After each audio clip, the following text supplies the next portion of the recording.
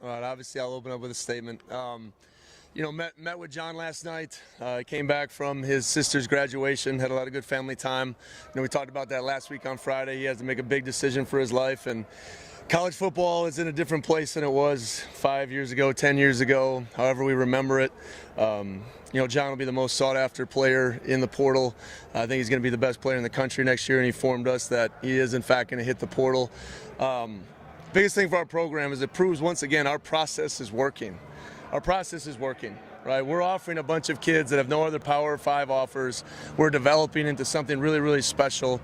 And I've said a lot about things the last couple of weeks. I talked in signing day about the recruiting calendar being messed up and we got to change it. I talked last Friday, there's $800 million of new Power 4, rev share money that's infiltrated into the system right now. And, backups at that level are getting 50 to 100,000. So college football is in a little bit of a weird place. As Cougs, I'm really proud that we'll continue to adapt. With the new type model and the equivalency model, I've talked to Ann and she's been very supportive that we will enhance kind of our scholarships to get more players to create more depth for us moving forward. So we'll need to do that. We'll need to continue to attack this process. I'm excited for this opportunity for Zevi. He's done a really good job throughout the course of the season, being a great leader, being a great teammate, staying really positive, being a backup, and just really excited about that opportunity for him. So, our team is united. We had great energy today, and we're ready to attack what's next.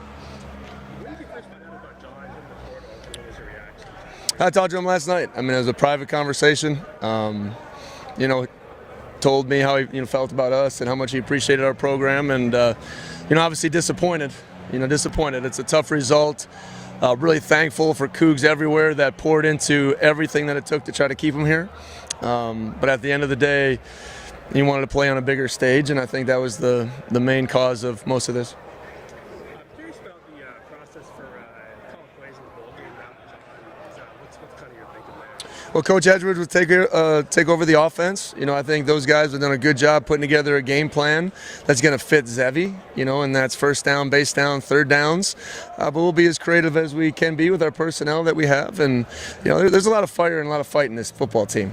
Don't think that's not going to show up there down in San Diego. There's a lot of fight in this football team, so I love the game plan so far. There's a lot of good, tough things. We did a bunch of third down periods today, and we'll have red zone on Wednesday.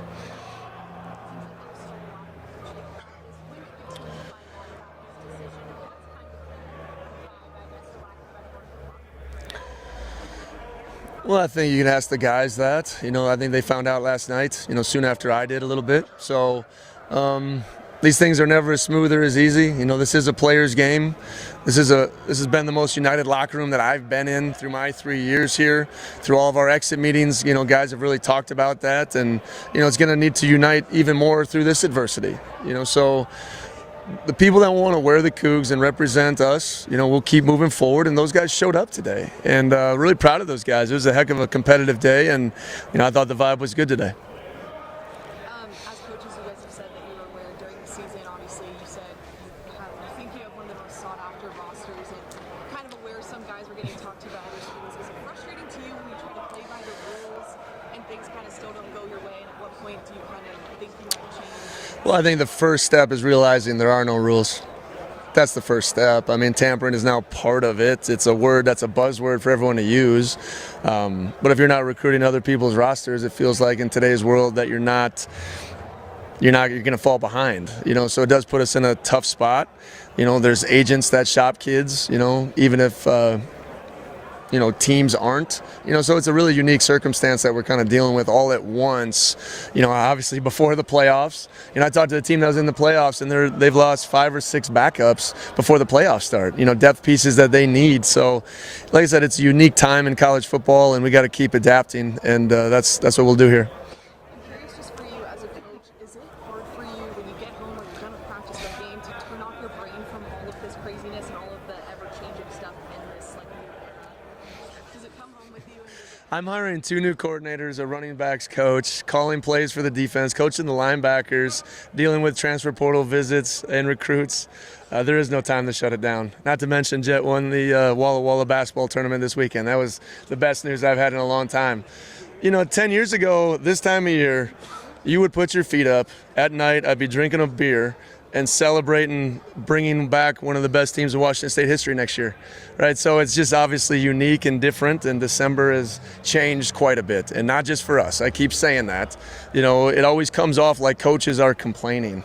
It's just trying to navigate all these things as we continue to adjust in real time. Like, that's what this is. You're adjusting and navigating something in real time, and it's hard to judge. And maybe I misfired a little bit on $800 million in the market. Everyone would have to go out and fill rosters in a unique and different way. So there'll be some stabilizing hopefully next year.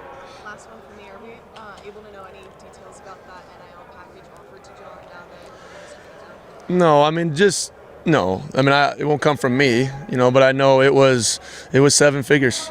It was strong. It was everything that I could have imagined and more. Really proud of that. And, I think our team of people were really invested in that. So, yes, that was a big-time deal by our people, and I thought that was really special. That deal was put together for John. Is that money that now could be used to fill all the... No, I know. We'll have to check through that. That's a great question. Okay.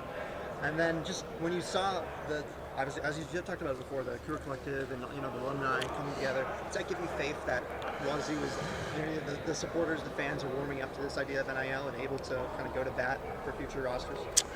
Well, I think it's probably a combination of both, right? They are rallying, they are doing really great things, and then sometimes I would imagine there's probably a little bit of frustration when guys do leave, so I think there's a mix of a bunch of different emotions, I would imagine, which is, I think, fair for everybody.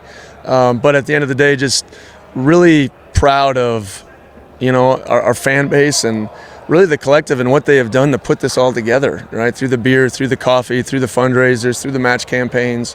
We got to continue to navigate, because I think in that realm we're doing really, really well. And that thing has grown exponentially, and I think it will continue to grow. So those will be pieces that this program will need going forward. And then, are you aware of any players who have not yet declared that are still on the fence like John was? Or is anybody who's already in? I mean, I would hope that everybody's in. Yes.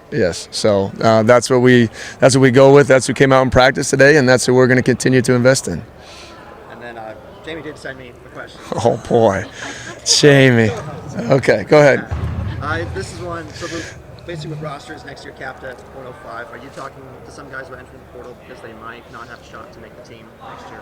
Well, I had to be really honest with all the walk-ons, for sure. I mean, 15 guys need to be cut. There's a couple that could say, yes, you absolutely have a spot, and some others that have to continue to earn it throughout the spring. So I got to be honest with the things that I tell these guys, right? So absolutely, there's some of that. There's some guys that, even scholarship guys, that need to go out and play. I've said that. And obviously guys that we were, counting on that, made different decisions. And one last Jamie question. What's Ross's plan for revenue sharing with its athletes from that, based on the health settlement? I think we're still kind of putting that together. It's really going to be kind of donor-funded, internal sharing. So we're still working through that, and we're being as creative as possible to advance into this new age of college football. Last one.